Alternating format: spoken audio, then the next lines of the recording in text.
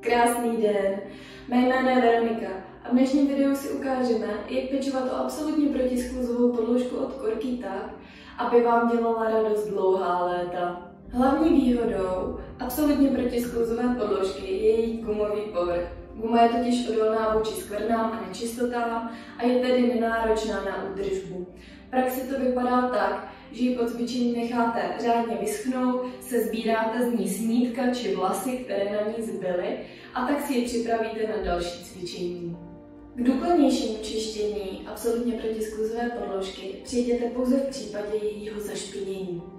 Gumový povrch stačí očistit hadříkem, který namočíte v teplé vodě s přidanými pár kapkami čistícího ekologického prostředku. Podložku otřete po celé její ploše ve tvaru písmene S a následně ji necháte řádně vyschnout.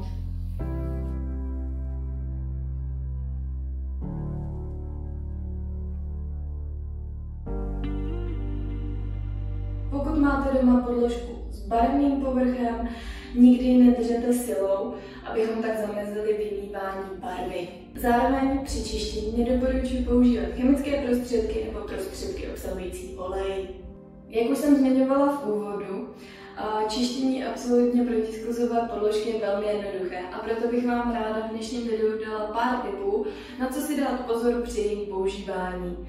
Za prvé, podložku vždy rolujte horní stranou ven, aby nedošlo k řasení.